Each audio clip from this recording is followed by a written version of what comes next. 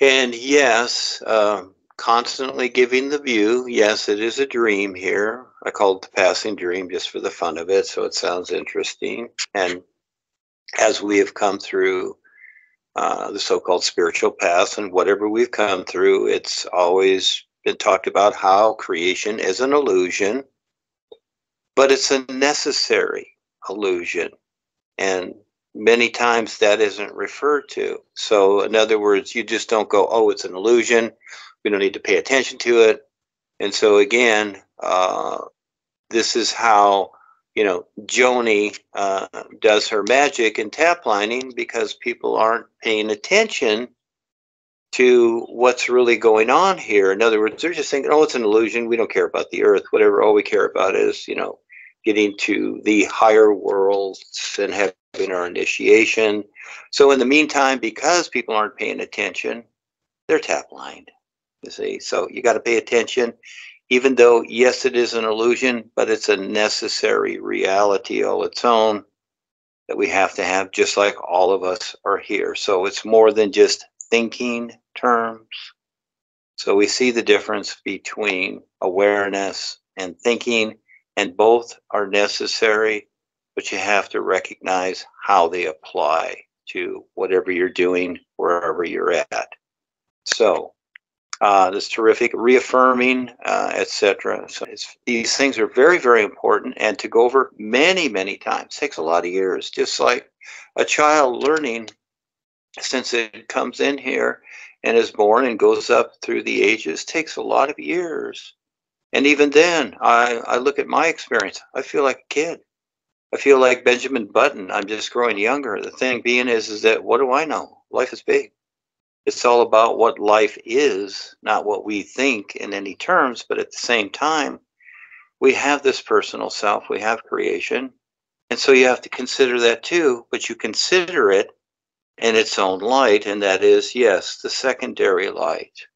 And when Paul gave the spiritual exercises, he was referring to the secondary light, because that's all people could take. You don't you don't give a kid 5, 6, 7 years or 8 years old, technical, things like that is taking place at NASA or whatever. No, because they have to grow into that. You give them the baby stuff at first, and then comes the bigger stuff, the bigger challenge later on. So being realistic with everything and not just saying, oh, well, we don't care about that. This is good. This is bad, whatever. All these little cute ideas that we've come up through. And this is where, when you learn to be now and see what shows up and deal with it accordingly, you're going to start to recognize how the true reality of all life is. And this is how it is. It's in every moment. And yes, we do use our projected thinking, but it's got to be in its own place. That's realistic. It's not that just because you think it, it's so, or you believe it or want it to be, but that what is happening in this very moment now, and what are you doing? And lots of times it's the doing without doing. You don't do anything. You just simply consider the moment, and you just do what you do in the physical sense because you're moving around. But in the true sense, with your awareness, it is best to continually see the new moment as it appears, each new moment, and recognize something that you cannot consider. And that's the best part, but you really have to learn to do it. And so this is why so many people come and go, because they won't take the time to do that. They just want to look at their own thought forms. Because again, the world's not getting better, and it's a step at a time. We are,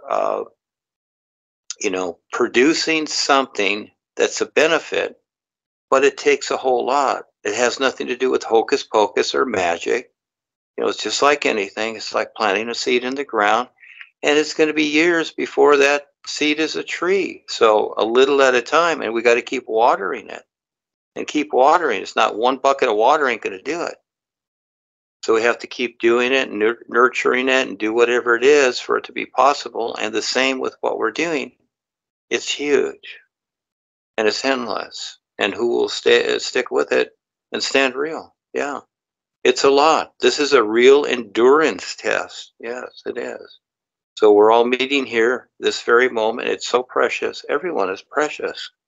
And everyone we see and know and that steps up, unless who of those will return.